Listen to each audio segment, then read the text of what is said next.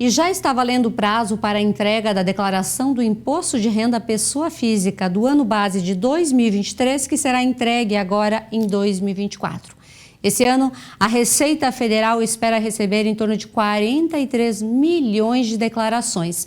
Então, fique atento a mais informações agora com o contador Claudionor Mores. E já está no ar o programa da Receita Federal para a declaração do Imposto de Renda do exercício 2023.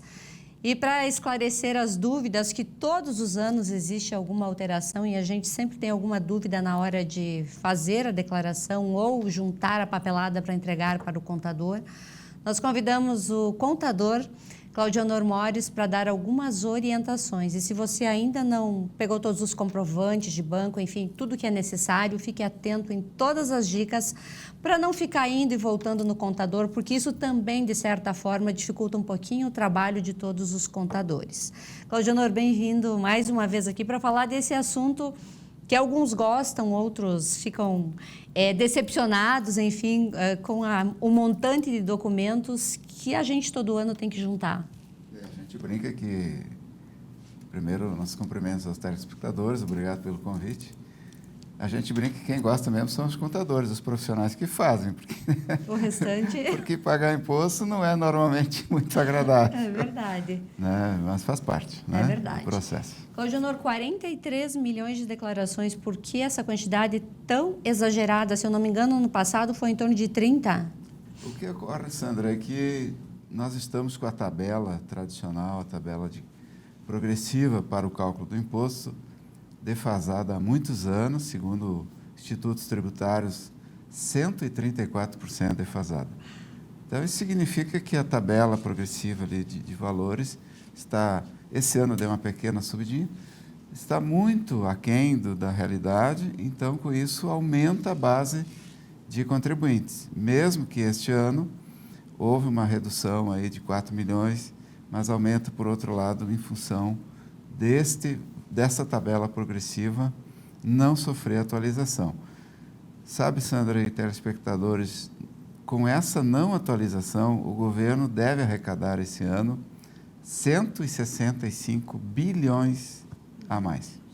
Então, é 165 bilhões que saem do giro, né, das pessoas, um pouquinho de cada um, ou muito de cada um, e sai da economia, né, vai para o Estado.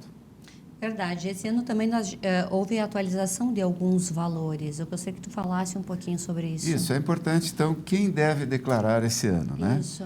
Quem recebeu acima de 30.600, eu vou arredondar números, porque para ser mais objetivo, quem teve rendimentos isentos, não tributáveis ou tributados exclusivamente na fonte, acima de R$200 mil, quem teve operações na Bolsa no conjunto do ano acima de R$40 mil, ou rendimentos no mês acima de R$20 mil.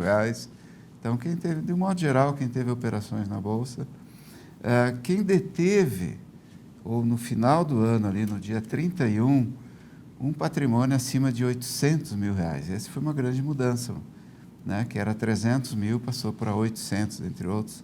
É a principal, assim, valor significativo que alterou.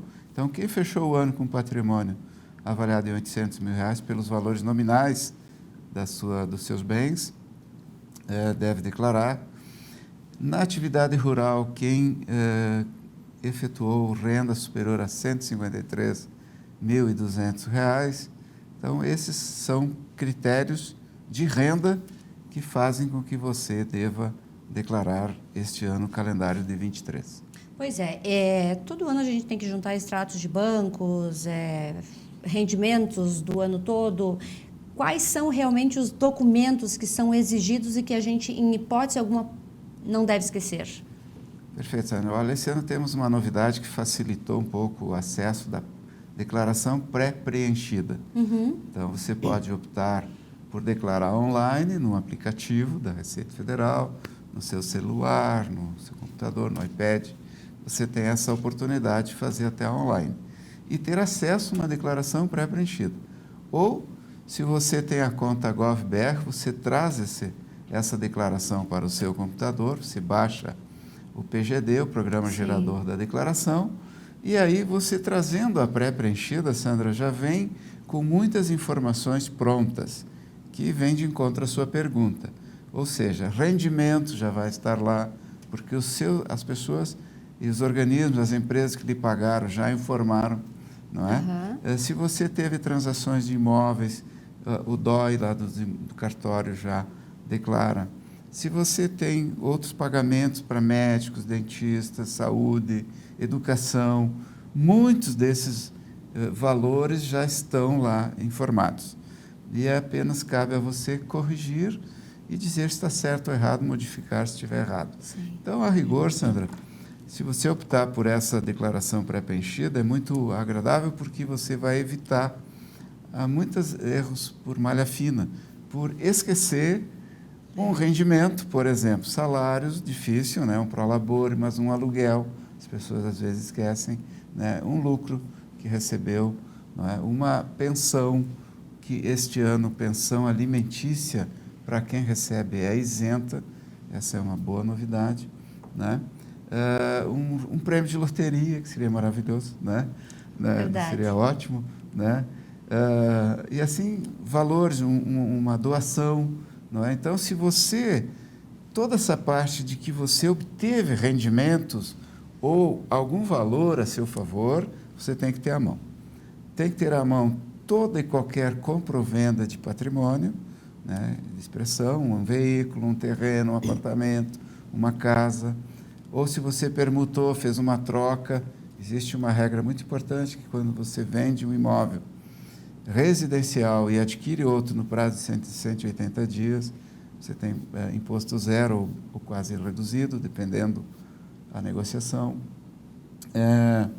Então, essas operações, todo tipo de despesa médica, saúde, sim, educação, seu ou de seus dependentes, né? Lembrando que os limites para o dependente continua lá 2.275 cada um, educação 3.561, né? Então, são valores ainda muito irrisórios, muito baixos. É verdade. Para quem tem um filho hoje numa escola privada, esse valor anual, não é? Mas, enfim, as regras do jogo, né? E quando você tiver à mão essa documentação toda, os informes dos bancos, né, que são hoje disponíveis até nos aplicativos, né, que cada um tem da sua conta, então elas são fundamentais porque traz ali os saldos, as rendas, né, as operações com ações, acho que já falei. Então, todo esse documento, reúna todos, aí comece a fazer ou entregue para o seu profissional, um colega contador ou outro que venha fazer para você. Importante sua observação, tenha à mão, porque senão é um vai e vem, né? Todos perdemos tempo. Verdade. E aí tira aquelas 2 horas, concentre-se nisso. É importante para você, para fazer uma declaração boa e para o profissional que está lhe ajudando. E quanto mais cedo também melhor, né? Porque algumas pessoas acabam deixando para a última hora e isso causa um transtorno. Causa transtorno para todos, mas sendo os primeiros, já tem algo de 7 milhões que já entregaram, desses 43. Aqui no Rio Grande do Sul são 3 milhões. Erechim a gente estima algo de 30 mil declarações, 30 e pouquinho. Então, se você declara por primeiro, você vai entrar no primeiro lote de restituição, que é, sim, muito bom. Se você entregar até o dia 10 de maio, embora o prazo vai até 31 de maio, seu prazo de entrega final, mas se entregares até 10 de maio, você pode optar pelo débito automático para quem tem imposto a pagar, numa conta bancária. Se passar disso, não. Aí você vai ter que gerar todo mês o DARF, né, o documento, sim, de arrecadação. Você tem que gerar ou buscar junto ao seu contador para recolher. E no caso das heranças, quem recebeu herança também precisa declarar, mesmo que, ou até quem ainda não recebeu, a documentação está no cartório? Como é que funciona essa parte? Se no ano calendário de 2023, nós estamos declarando o ano anterior, você já tem o direito reconhecido, judicial, ou por alguma outra forma, ou mesmo particular, que houve um documento que houve essa doação, sim, você deve declarar que recebeu. No quadro dos isentos, ali não há questão de tributo, você vai informar quem lhe pagou, o CPF de quem lhe pagou, né? E, por sua vez, o pagador ou doador, não é, vai declarar que se fez essa doação para você. Vai haver um cruzamento. Aliás, observem bem, A Receita não deixou, nem escondeu mais como escondia uma vez. São 88 itens que são cruzados na hora que você faz o teu imposto de renda, mas é o ano inteiro. Esse ano a novidade, que é para poucos, mas é até frações de participação em aeronaves, né? Então, jet ski, qualquer operação bancária, transação que fugiu da normalidade, né? Você estará sujeito a um cruzamento. Por exemplo, eles detectaram 25 mil e poucas pessoas que tinham bitcoins e não declararam. Isso já apuraram até o montante de R$1 bilhão. Então, quem tem bitcoins, né? Aliás, não esqueça de declarar. Verdade. E isso serve também para as ações, para os aluguéis na bolsa, para as criptomoedas, enfim, todo esse montante aí de investimentos que não são muito comuns para algumas pessoas, mas para outros são essenciais. Exatamente. Todo o investimento, desde os que vêm nos informes bancários, né? As famosas aplicações fixas, né? As poupanças e tal, e depois as não muito bem usuais para o público, que são investir em ações, fundo de ações, criptomoedas. Esse ano as criptomoedas têm 5 itens na declaração e você terá que informar qual criptomoeda é, né? O Bitcoin, o mais famoso, tem um item específico para ele, depois tem a segunda, que é para outras, e até fundos de cripto, enfim. É importante informar se você tem a conta digital, se você tem uma empresa que custeia isso, em custódia, então o CNPJ dessa empresa, ou seja, passaram a controlar as criptomoedas. Diria que em termos de investimentos, seria isso basicamente. Não esqueça de declarar e não esqueça de declarar o rendimento, né? Pois é. E existe esse ano também as doações para entidades sociais, como a gente doa para o Lar da Criança, enfim, outras entidades aqui de Erechim? Certo. Esse é um ponto importante, Sânia, que a gente sempre solicita para os nossos telespectadores, para todos os contribuintes declarantes, que não o fizeram no ano calendário de 2023, que nós tínhamos um leque maior de doações, não é? Que poderia chegar até 7%, em alguns casos, com 1% a mais na área esportiva e tal. Mas ainda há tempo de declarar. Então, repito, quem declarou o ano passado vai poder abater agora, né, normalmente. Quem não o fez ou tem uma sobra que ainda possa complementar, você pode fazê-lo ainda direto na declaração, 3% para o Fundo Criança e mais 3% para o Fundo Idoso. Então, é muito importante, Sandra, esse fator social que a classe contábil sempre recomenda e solicita, porque no Brasil nós temos a oportunidade de ter 12 bilhões e meio que pode ser destinados às entidades que cuidam de crianças e idosos e outros afins, né? E que a gente está deixando passar, porque o ano passado não chegou a 2 bilhões. Então, deixamos 10 bilhões sem destinação. Então, por favor, faça, não dói, não é? É baseado com cálculo no imposto devido. Então, se você tem restituição, vai aumentar a restituição. Se você tem devido, sim, você deve pagar na primeira cota.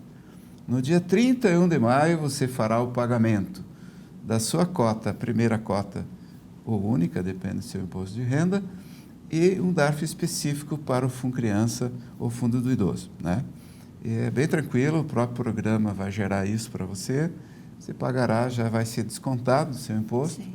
E você fará um ato social filantrópico muito importante para o seu município. Existe alguém que está dispensado de entregar a declaração do imposto de renda, mesmo que tenha rendimentos acima de 30 mil? É difícil, Sandra. Sim, existe, mas casos assim, de idoso, né? Pessoas com mais de 80 anos, pessoas assim. Mas, de um modo geral, você tem que entregar. Uma novidade desse ano é para quem tem bens no exterior, né? Nós falávamos fora do ar aqui, que quem tem bens no exterior tem uma oportunidade ímpar, não é? De declarar, inclusive, atualização de valores, sim, pagando 8% dessa diferença. Então, imaginemos que tem um bem no exterior avaliado em R$500 mil, mas ele vale R$1 milhão. Você pode atualizar por R$1 milhão e pagar essa diferença de 8%, um ganho de capital de 8%, sobre o ganho de capital 8%. E quem tem empresas, né, ligadas a trust no exterior, você tem hoje que declarar no Brasil, que participa desse fundo, trazer esse bem, uma opção, como se na pessoa física estivesse, não é? Participando lá desse organismo no exterior. Isso também é importante porque vai ajudar no futuro aos projetos sucessórios familiares. Multa, restituição e lotes, como é que estão os prazos? Tá igualzinho ao ano passado, né? Então, as restituições serão em 5 lotes, começam já em maio, né, na virada de maio, né? E os pagamentos são 8 cotas, né? De maio a dezembro, cota mínima de R$50. Você gera o DARF, como falei, ou no débito, e, assim, você não pode deixar atrasar a entrega.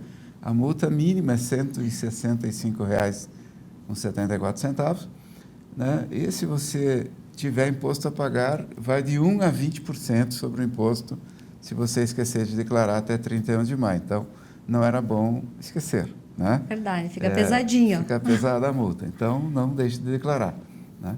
No mais, Sandra, assim, ó, as regras são muito similares do ano anterior, né? Muito parecidas com essa atualização de valores, né? O pessoal da produção rural, né, Sandra?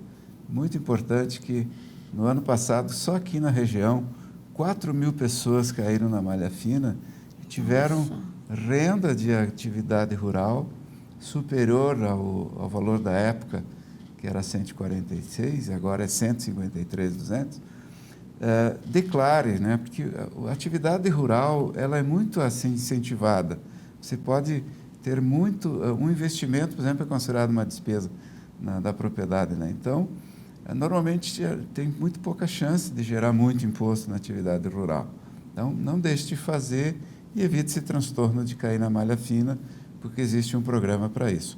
Outra novidade desse ano, né, aproveitando o teu espaço aqui, Sandra, é os profissionais liberais, médicos, dentistas, engenheiros, advogados, que têm rendas, não é, de processos, né, e de consultas, enfim. Sim. Tudo isso tem que ser declarado num programa web, né, num programa da Receita Federal, mas que é vinculado ao Carnê-Leão mensal, que você recolhe antecipadamente impostos pela prestação de serviços, mas se não fez ou se esqueceu de declarar, por exemplo, uma consulta que tem que ser nominal, tem que identificar para quem você prestou o serviço, declarar CPF, CNPJ, valor no mês que foi, não é? Agora você vai passar limpo. E lá, nesses cruzamentos, estão todos os declarantes. Então, é importante que não esqueça, porque você vai cair, inevitavelmente, na malha fina. O pagador e o tomador de serviços, ambos declaram, em algum momento a Receita Federal vai fazer o cruzamento. Bom, então essas são as informações essenciais e caso alguém tenha alguma dúvida, eu acho que todos os contadores de Erechim estão abertos para esclarecer, para auxiliar, para ajudar e quanto antes entregar, melhor para todos nós e a gente ficar livre desse leãozinho. Perfeito, Sandra. Obrigado por lembrar da categoria dos contadores, que são realmente os principais profissionais que fazem e apoiam os contribuintes, não é? Procurem, tirem suas dúvidas. Se o colega não estiver disponível, você não quiser fazê-lo direto, você pode entrar no próprio site da Receita Federal, tem um espaço lá no Meu Imposto de Renda, onde você vai poder declarar, onde você vai poder baixar o programa, onde você vai poder, inclusive, tirar dúvidas. Tem um espaço chamado Pergunte ao Léo. Né? O Pergunte ao Léo, né? Eles vão te responder. Muitas das perguntas são recorrentes, então já estão automatizadas. Não é? E não fique na dúvida, faça com segurança, se você faz sozinho, consulte alguém na dúvida, consulte o site, não é? Muito fácil, hoje os programas são muito rápidos, muito bem tecnologicamente, né? Para tirar suas dúvidas e não deixe de declarar para evitar transtornos. Muito obrigado. Claudionor, obrigada por mais uma vez estar aqui orientando o nosso telespectador sobre o imposto de renda. Obrigada. Prazer estar aqui.